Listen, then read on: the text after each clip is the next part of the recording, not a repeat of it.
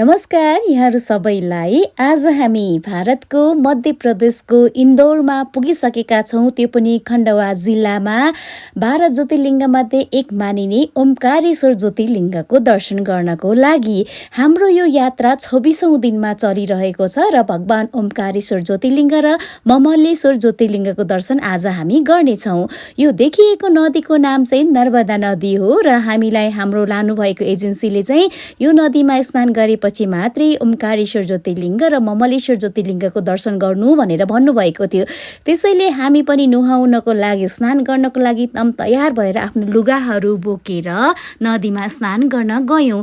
नदीको पानी एकदमै सफा र राम्रो थियो र नुहाउनको लागि महिला र पुरुषको लागि छुट्टा छुट्टै ठाउँ थियो र मजाले हामीले स्नान गर्यौँ। नदीको बहाव एकदम ठुलो थियो, त्यसैले छुट्टै छुट्टै ठाउँ पनि बनाइदिनु भएको थियो र हामीले पनि मजाले स्नान गर्यौँ। त्यसपछि फोटो खिच्यौँ, भिडियो खिच्यौँ, नदीलाई केही चढायौँ अनि त्यसपछि हामी लाग्यौँ ओमकारेश्वर ज्योतिर्लिङ्गको लागि।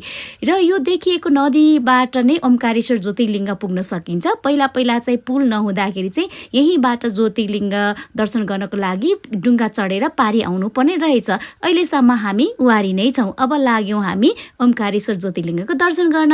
हामी कति भाग्यमानी रहेछौँ हेर्नुहोस् न। अहिले हामी दर्शन गर्नको लागि यस्तो राम्रो पुल बनेको छ। यही नै हो जुन पुलबाट हामी भगवानको दर्शन गर्न जाँदैछौँ र भगवान चाहिँ एउटा पुरा पत्थरमा बस्नु भएको छ, भित्तामा रहेको छ र ओम आकारको दीप जसलाई चाहिँ मानधाता पर्वतमा नै भगवान रहनु भएको छ।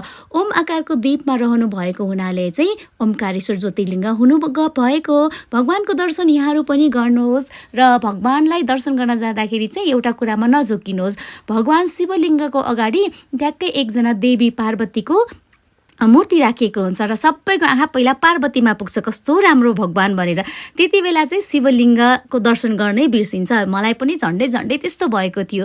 यो भगवानको जाने ठाउँ खुल्लम खुल्ला भए पनि भगवानको मन्दिरभित्र प्रवेश गर्ने ठाउँ चाहिँ एकदमै साँघुरो र सानो छ। त्यसमाथि भिड र ठेलमठेलाले गर्दाखेरि भगवानको दर्शन गर्न मुस्किलै छ। तर पनि हामीले गऱ्यौँ, भगवानले बोलाउनु भयो। त्यसपछि हामी लाग्यौँ ममलेश्वर। यो देख्नु भएको दृश्यहरू सबै ममलेश्वरको हो र ममलेश्वर दर्शन गर्नको लागि एकैछिन हामी रोकिएका थियौँ। भित्रको पूजा आरतीको समय भएको हुनाले र त्यति बेला हामीले इन्डियन साथीहरू भेट्यौँ, कुराकानी गऱ्यौँ र ममलेश्वरको दर्शन पनि गऱ्यौँ। ओमकारेश्वर ज्योतिर्लिङ्ग दर्शन गरे पश्चात चाहिँ ममलेश्वर ज्योतिर्लिङ्ग पनि दर्शन गरेपछि मात्रै यो दर्शन पूर्ण हुने रहेछ। र हामीले त्यहाँ लाइनमा बस्दाखेरि चाहिँ हाम्रो इन्डियन साथीहरूले हामीले चढाउन लगेको रुद्राक्षको ज्योतिर्मालालाई चाहिँ एकदमै उहाँले लोभ्याउनु भएको हुनाले चाहिँ मैले चाहिँ ल मेरो ममलेश्वर हजुरहरू नै हुनुहुन्छ, यो उपहार स्वरूप लिनुहोस् भनेर दिँदा उहाँहरू एकदमै खुसी हुनुभयो।